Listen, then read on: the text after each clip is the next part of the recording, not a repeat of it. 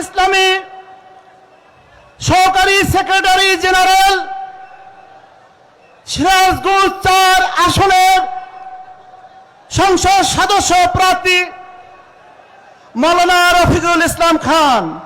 মাওলানা রফিকুল ইসলাম খান।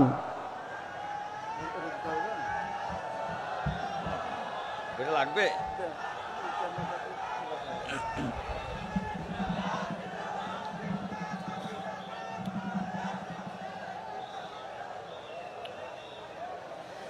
আলহামদুলিল্লাহ রাব্বিল আলামিন, আসসালাতু ওয়াসসালামু আলা রাসূলিহিল কারীম ওয়া আলা আলিহি ওয়া সাহবিহি আজমাইন।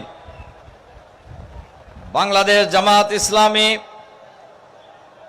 রংপুর মহানগরী ও জেলার উদ্যোগে আয়োজিত আজকের এই বিশাল জনসভার জনাব সভাপতি, আজকের এই বিশাল জনসভায় প্রধান অতিথি হিসাবে বক্তব্য রাখবেন বাংলাদেশ জামাত ইসলামীর সংগ্রামী আমির, বিশ্ব ইসলামী আন্দোলনের অন্যতম প্রধান সংগ্রামী জননেতা জনাব ডাক্তার শফিকুর রহমান।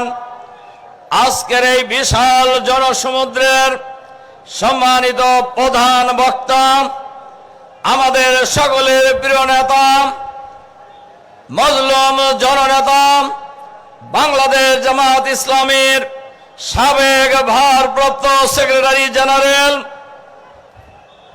যাকে দীর্ঘ 14 বছর ফাঁসির আসামি হিসাবে ফ্যাসিবাদের কারাগারে ফাঁসির ছেলে অন্যায়ভাবে বন্দী করে রাখা হয়েছিল। কথায় বলে রাখে আল্লাহ মারেকে, এর বড় প্রমাণ আমাদের নেতা এটিএম আজহারুল ইসলাম। আমাদের নেতা এটিএম আজহারুল ইসলাম কে হত্যা করার জন্য, ফাঁসি দেওয়ার জন্য রিভিউ পিটিশন কয়েকবার করেছিলেন, কিন্তু আল্লাহ যেহেতু চান নাই, ওনারা রিভিউ আলোচনা করতে পারেন নাই। আমরা অতীতে দেখেছি মাওলানা মতিউর রহমান নিজামী সহ জামাত নেতৃবৃন্দকে ফাঁসির অর্ডার দিয়েছে অ্যাপিলেট ডিভিশন, আর রিভিউ করেছে পরের দিন, আর দিনের বেলায় রিভিউ রিজেক্ট হয়েছে, রাতের বেলায় সময় হওয়ার আগেই তারা ফাঁসি দিয়ে ঝুলিয়ে আমাদের নেতাদেরকে হত্যা করেছে। আমাদের নেতা এটিএম আজহারুল ইসলামকে এই সুযোগ তারা পায় নাই, আল্লাহ দেন নাই বলে আজকের এই সমাবেশে উনি প্রধান অতিথি হিসাবে বক্তব্য রাখার সুযোগ পাবেন। অন্যান্য নেতৃবৃন্দ, সম্মানিত সাংবাদিক বন্ধুগণ, সংগ্রামী ভাই সব, আসসালামু আলাইকুম রহমতুল্লাহ। আমাদের নেতা এটিএম আজহারুল ইসলাম সহ আমাদের শহীদ আমিরে জামাত মাওলানা মতিউর রহমান নিজামী সহ যাদেরকে ফাঁসি দিয়ে হত্যা করা হয়েছে, জেলখানায় হত্যা করা হয়েছে, এটিএম আজহারুল ইসলামের মামলা রায়ের মধ্য দিয়ে বাংলাদেশে প্রমাণ হয়েছে এই বিচার ছিল অবৈধ বিচার, অন্যায় বিচার। সুতরাং আজকের এই রংপুরের বিশাল সমাবেশে আমরা অন্তর্বর্তীকালীন সরকারের কাছে আহ্বান জানাবো, শহীদ আমিরে জামাত মাওলানা মতিউর রহমান নিজামী সহ জামাতের 11 জন নেতা, শীর্ষ নেতার বিরুদ্ধে যে আদালত বিচার করেছে, এই আদালতের বিচারপতি, প্রসিকিউশন, তদন্ত কর্মকর্তা, মিথ্যা সাক্ষীদাতাদেরকে অবিলম্বে গ্রেফতার করে বিচারের আওতায় আনতে হবে, কারণ এরা খুনি, এরা খুনি, এই খুনিদের কোনো রক্ষা নাই। সংগ্রামী ভাই এবং বন্ধুগণ, আজকের এই বিশাল সমাবেশে আমরা অন্তর্বর্তীকালীন সরকারের কাছে আহ্বান জানাবো, শুধু আমাদের নেতৃবৃন্দের হত্যাকাণ্ডের বিচার নয়, জুলাই বিপ্লবের এই গণহত্যার বিচার দ্রুত শেষ করতে হবে। সরকারের ভিতরে বাইরে ফ্যাসিবাদের দোসর যারা লুকিয়ে আছে তাদেরকে গ্রেফতার করতে হবে। আমরা জানি ফ্যাসিবাদের অনেক কর্মকর্তা যারা ফ্যাসিবাদের সময়ে সরকারের সকল সুযোগ সুবিধা নিয়েছে, এখন আবার আরেকটি দলের ঘাড়ে চড়ে সচিবালয় থেকে শুরু করে প্রশাসনের সর্বত্রই তারা দাপটের সাথে চলছে। আমরা ইউনূস সাহেবের কাছে আহ্বান জানাতে চাই, অবিলম্বে এদেরকে চিহ্নিত করে গ্রেফতার করে বিচারের আওতায় নিয়ে আসুন। আমরা আজকে এই বিশাল জনসভায় আমরা পরিষ্কারভাবে বলতে চাই, প্রয়োজনীয় সংস্কার দ্রুত শেষ করতে হবে। জাতীয় সংসদ নির্বাচনের আগে স্থানীয় সরকার নির্বাচন দিতে হবে। আমাদেরকে অনেকেই বলেন আপনারা জাতীয় সংসদ নির্বাচনের আগে স্থানীয় সরকার নির্বাচন চান কেন? আমরা বলি দেশ স্বাধীনতা লাভের এই 54 বছরে দলীয় সরকারের অধীনে কোন নির্বাচন নিরপেক্ষ হয় নাই। এজন্য বাংলাদেশের সকল নির্বাচন কেয়ারটেকার সরকারের অধীনেই হতে হবে। সংগ্রামী ভাই এবং বন্ধুগণ, জুলাই বিপ্লবের পরে ফ্যাসিবাদের বিদায়ের পরে একটি দল নিজেদেরকে দেশের মালিক বনে গিয়েছেন। আমরা পরিষ্কারভাবে বলতে চাই, তারা মালিক মনে করেই প্রশাসনকে ব্যবহার করার চেষ্টা করছেন। আমাদের কাছে খবর আছে প্রশাসনের বিভিন্ন জায়গায় বিভিন্ন এলাকায় ইউএনওডিসিদের অফিসকে একটি দলের রাজনৈতিক কার্যালয়ে পরিণত করা হয়েছে। ইউনূস অন্তর্বর্তীকালীন সরকারের প্রধান উপদেষ্টার কাছে আমরা দৃষ্টি আকর্ষণ করতে চাই, আপনারা নিরপেক্ষ সরকার, আপনারা ক্ষমতায় বসেন নাই, এই দেশের জনগণ আপনাদেরকে ক্ষমতায় বসিয়েছে। যেন তেন প্রকারের কোন নির্বাচন করে কোন দলকে ক্ষমতায় আনার ষড়যন্ত্র এই বাংলাদেশের মানুষ বাংলাদেশের মাটিতে আগামী দিনে হতে দেবে না ইনশাআল্লাহ। নির্বাচনের আগে অবশ্যই লেভেল প্লেইং ফিল্ড তৈরি করতে হবে, সবার জন্য সমান অধিকার নিশ্চিত করতে হবে। এটা দায়িত্ব হলো সরকারের। আমাদের কাছে এরকম খবরও আছে আওয়ামী স্টাইলে নির্বাচন করার অনেক পরিকল্পনা গ্রহণ করছেন অনেকেই, কিন্তু তাদেরকে আমরা পরিষ্কারভাবে জানিয়ে দিতে চাই, এই বাংলাদেশে আওয়ামী স্টাইলের নির্বাচন বাংলাদেশের জনগণ আর করতে দেবে না ইনশাআল্লাহ। বাংলাদেশের মাটিতে আর ফ্যাসিবাদ যেমন ফিরে আসবে না, আর নতুন কোন ফ্যাসিবাদ এই বাংলাদেশে আমরা কায়েম হতে দেব না ইনশাআল্লাহ। আগামী জাতীয় সংসদ নির্বাচনে এই রংপুর অঞ্চলের 33টি আসনে দাঁড়িপাল্লার প্রতীককে বিজয়ী করার জন্য দল মত জাতি বর্ণ ধর্ম নির্বিশেষে সকলকে ঐক্যবদ্ধভাবে ঝাঁপিয়ে পড়ার আহ্বান জানিয়ে আবারও সবাইকে ধন্যবাদ জানিয়ে আমার বক্তব্য এখানে শেষ করছি। আল্লাহ হাফেজ। বাংলাদেশ জিন্দাবাদ।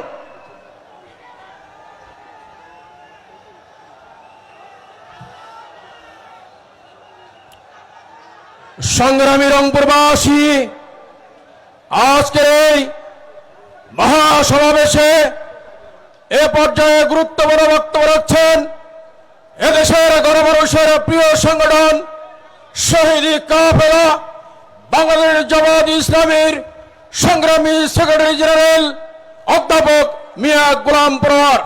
অধ্যাপক মিয়া গোলাম পরোয়ার।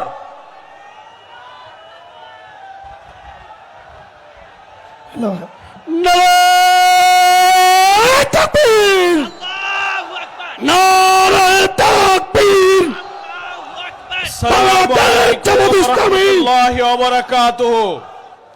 সালাম শেষ পর্যন্ত শুনতে পারেন না, স্লোগানের ভিতরে আরেকবার দি, আসসালামু আলাইকুম ওয়া রাহমাতুল্লাহি ওয়া বারাকাতুহু। আলহামদুলিল্লাহি রাব্বিল আলামিন, সালাতু ওয়াসসালামু আলা সাইয়্যিদিল মুরসালিন ওয়া আলা আলিহি ওয়া সাহাবিহি আজমাইন। বাংলাদেশ জামাত ইসলামীর রংপুর জেলা ও মহানগরের উদ্যোগে আয়োজিত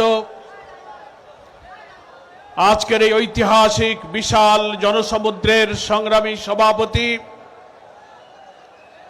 মঞ্চে উপস্থিত এই উত্তরাঞ্চলের গর্ব, উত্তরাঞ্চলের মর্যাদা, ফ্যাসিবাদ বিরোধী ঐতিহাসিক জুলাই অভ্যুত্থানের অকুতভয় বীর সৈনিক আবু সাঈদের গর্বিত পিতা, তার পরিবারের সম্মানিত সদস্যবৃন্দ, জামাত ইসলামীর সম্মানিত আমিরে জামাত যিনি কিছুক্ষণের মধ্যে মঞ্চে এসে উপস্থিত হবেন, মঞ্চ উপবিষ্ট জামাত ইসলামীর কেন্দ্রীয় এবং স্থানীয় নেতৃবৃন্দ, আমার প্রিয় উত্তরাঞ্চলের প্রিয় সংগ্রামী জনতা, সাংবাদিক বন্ধুগণ এবং হিন্দু ধর্মাবলম্বী আমার সম্মানিত ভাইরা, আমি মহান আল্লাহ তাআলার কাছে শুকরিয়া আদায় করছি এই কারণে যে আজকের এই দিন উত্তরাঞ্চলের রংপুরবাসীর জন্য আনন্দের দিন, শুকরিয়ার দিন, কৃতজ্ঞতা জানানোর দিন যে আবু সাঈদ মৃত্যুভয়হীন চেতনা নিয়ে ফ্যাসিবাদের গুলির সামনে বুক পেতে বাংলাদেশকে বিজয়ী করেছে, ফ্যাসিবাদকে পরাজিত করেছে। সেই আবু সাঈদের অহংকার ধারণ করে যে রংপুরবাসী, সেই মৃত্যুভয়হীন চেতনার আবু সাঈদের আত্মত্যাগ, তার সেই দৃশ্য প্রযুক্তির সুবাদে দ্বারা দুনিয়ায় ছড়িয়ে পড়েছিল। 16 জুলাইয়ের পর থেকে জুলাই গণ অভ্যুত্থানের আন্দোলনে এক নতুন শিহরণ জাগরণ তৈরি করেছিল। আজানের জন্য একটু বিরতি।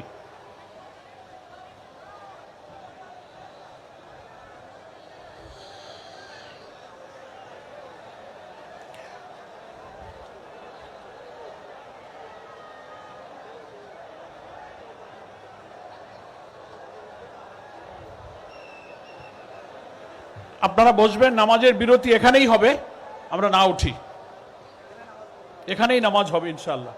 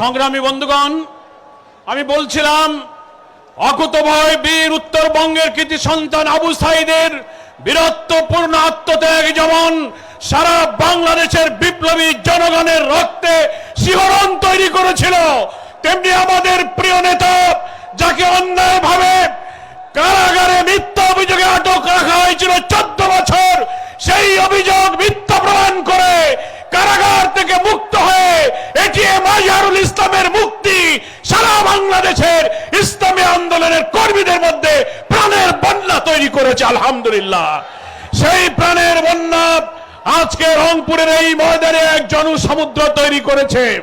সংগ্রামী ভাইরা আমার, বাংলাদেশ জামাত ইসলামীর সম্মানিত আমির ডাক্তার শফিকুর রহমান বাংলাদেশের নতুন বাংলাদেশ নির্মাণের স্বপ্ন সারথী হিসেবে জাতীয় ঐক্যের ডাক দিয়ে এই জুলাই অভ্যুত্থানের চেতনা ধারণ করে আগামী জাতীয় নির্বাচনে ওই 2000 ছাত্র জনতার জীবন 16-17 বছর যারা সংগ্রাম করেছেন 20,000 মানুষ যে আহত হয়েছে তাদের স্বপ্ন পূরণের জন্য আমাদেরকে আহ্বান জানিয়েছেন।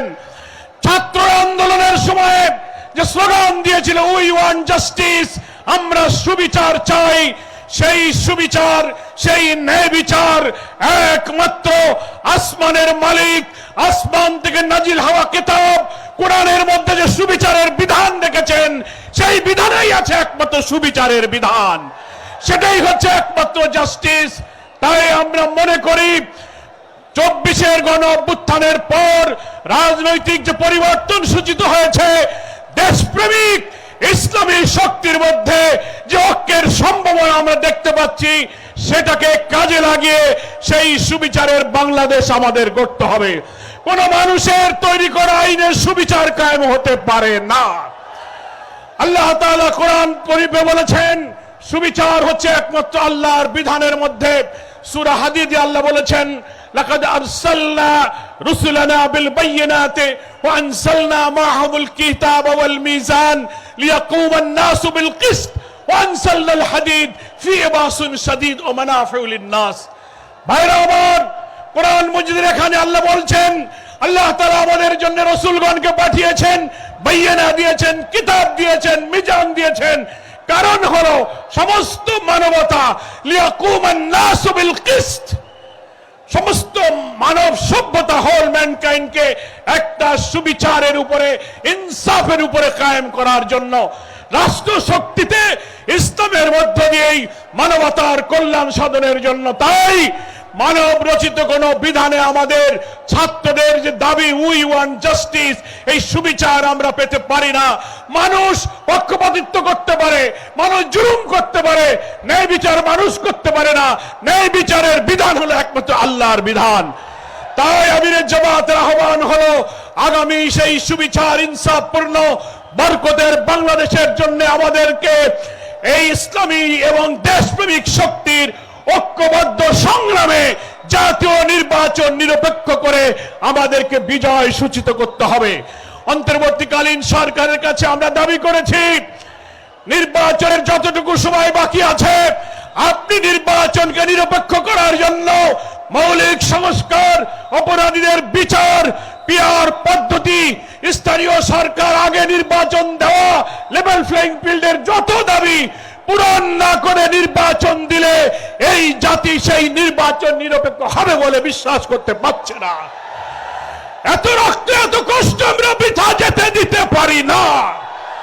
সেই নিরপেক্ষ নির্বাচনের মধ্যে এমন একটি বাংলাদেশ আমরা চাই যেখানে অভাবী, দুঃখী, অন্নহীন, বস্ত্রহীন, নিরন্ন মানুষের কোনো দুঃখ থাকবে না।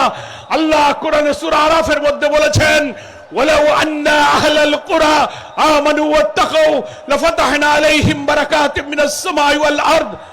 কোন জনপদের মানুষ, কোন দেশের মানুষ যদি আল্লাহর উপর ঈমান আনার পর আল্লাহকে ভয় করার নীতিতে রাষ্ট্র চালাতে পারে, আসমান এবং জমিনের সমস্ত বরকতের দরজা আল্লাহ আমাদের জন্য খুলে দেবেন। জামাত ইসলামী বিশ্বাস করে সেই বরকতের বাংলাদেশের জন্য কোরআন সুন্নাহর ভিত্তিতে সৎ লোকের নেতৃত্ব কায়েম হওয়া দরকার। তাহলেই হিন্দু, মুসলিম, বৌদ্ধ, খ্রিস্টান, নারী, পুরুষ সকলের কন্যার আদর্শ হচ্ছে সেই একমাত্র কোরআন সুন্নাহর বিধান। তারা সবাই নিরাপদ থাকবে। তাই আসুন এই উত্তরাঞ্চলের 33টি জাতীয় নির্বাচনী আসনে সেই বরকতের বাংলাদেশের জন্য দাঁড়িপাল্লার জোয়ার তুলতে হবে আমাদের। ফ্যাসিবাদী সরকার আমাদের নিবন্ধন বাতিল করেছিল, জামাত শিবির নিষিদ্ধ করেছে, আমাদের নেতাদের ফাঁসি দিয়েছে এবং আমাদের দাঁড়িপাল্লাটাও তারা বাতিল করে দিয়েছিল। মহান আল্লাহ আমাদের সব কিছু ফিরিয়ে দিয়েছেন। আমরা আজহার ভাইকে পেয়েছি, নিবন্ধন পেয়েছি, প্রতীক পেয়েছি, আর যে শহীদদের আমরা হারিয়েছি আমাদের দুঃখ নেই। আল্লাহর কাছে আমরা তাদের হাদিয়া হিসেবে পেশ করেছি।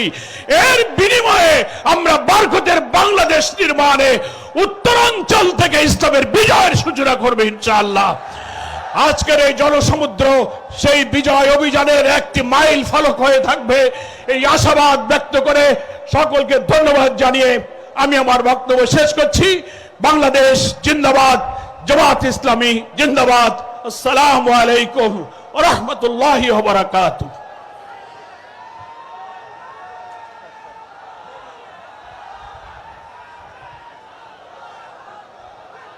সম্মানিত উপস্থিতি, এখন সালাতুল আসর হবে। আমরা যেখানে আছি সেখানেই কাতারবন্দি হয়ে দাঁড়াবো, এখানেই সালাতুল আসর আদায় করা হবে। এখন যাদের উজুর প্রয়োজন আছে আপনারা সুরসুর করে বের হয়ে এই উত্তর কর্নার